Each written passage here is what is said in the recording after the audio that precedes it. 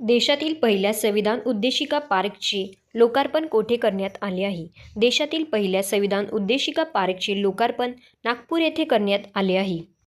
नागपूर येथे देशातील पहिल्या संविधान उद्देशिका पार्कचे लोकार्पण कोणाच्या हस्ते करण्यात आले आहे? नागपूर येथे देशातील पहिल्या संविधान उद्देशिका पार्कचे लोकार्पण भूषण गवई यांच्या हस्ते करण्यात आले आहे. रॉ.च्या प्रमुखपदी कोणाची नियुक्ती झाली आहे? रॉ.च्या प्रमुखपदी पराग जैन यांची नियुक्ती झाली आहे. 2025 मध्ये सर्वाधिक वृद्ध जगात कोणत्या देशात आहेत? 2025 मध्ये सर्वाधिक वृद्ध जगात जपान देशात आहेत. महाराष्ट्राच्या मुख्य सचिवपदी कोणाची नियुक्ती केली आहे? महाराष्ट्राच्या मुख्य सचिवपदी राजेश कुमार यांची नियुक्ती केली आहे. पहिला इंडिया हॉकी मास्टर कप 2025 कोठे पार पडला आहे?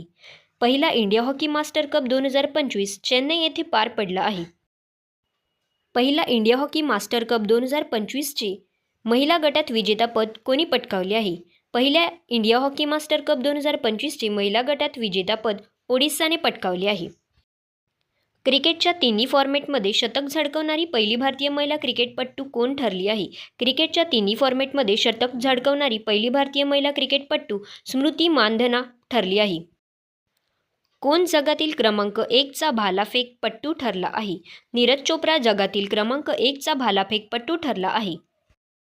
नीरज चोप्रा किती गुणांसह जगातील क्रमांक 1चा भालाफेकपटू ठरला आहे? नीरज चोप्रा 1445 गुणांसह जगातील क्रमांक 1चा भालाफेकपटू ठरला आहे.